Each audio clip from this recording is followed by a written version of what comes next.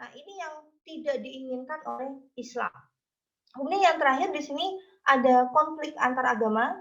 Ini bisa terjadi di wilayah kita di Indonesia karena Indonesia itu terdiri dari banyak agama, meskipun gambarnya di sini ini ada agama-agama yang tidak ada di Indonesia, tetapi sebenarnya ayat-ayat yang terkesan melegalkan pembunuhan atas umat agama lain, ini contohnya adalah Quran Surat At-Taubah ayat 5, di sini sebenarnya bisa ditafsirkan dengan harmonis, bisa ditafsirkan dengan tidak keras seperti itu. Kenapa? Karena kita tidak bisa melewatkan sebab dan keadaan sosiokultural kenapa ayat ini diturunkan.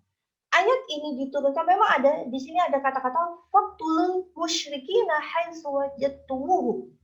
Ini kan sudah apa ya, sudah parah sekali. Jadi harus maka bunuhlah orang-orang musyrik di mana saja kalian menjumpai mereka. Nah, ini tidak bisa dilepaskan dari konteks ayat itu diturunkan saat itu. Kenapa ayat itu diturunkan? Jadi saat itu ada perjanjian Hudaibiyah antara umat muslim dengan umat-umat musyrik. Di situ perjanjiannya ini kemudian disalahi atau dilanggar oleh orang-orang non muslim. Kemudian di saat yang sama Tuhan terhadap Rasulullah sebagai pemuka agama, sebagai nabi, juga sebagai pemimpin negara. Nah, usaha pembunuhan terhadap Rasulullah itu tidak hanya terjadi sekali dua kali.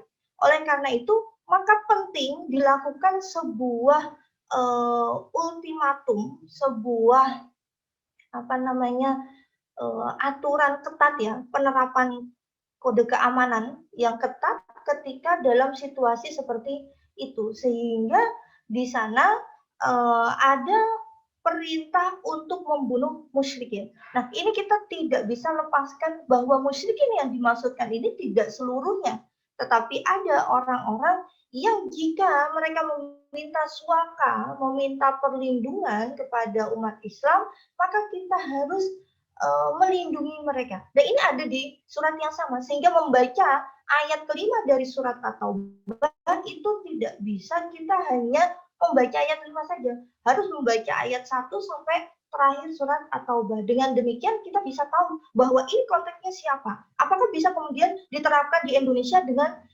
begitu saja tanpa melakukan interpretasi, tanpa melakukan kontekstualisasi dengan keadaan sosio-kultural yang ada pada wilayah kita di Indonesia. Nah, saya kira pematiknya cukup sekian. Saya kembalikan kepada moderator. Terima kasih.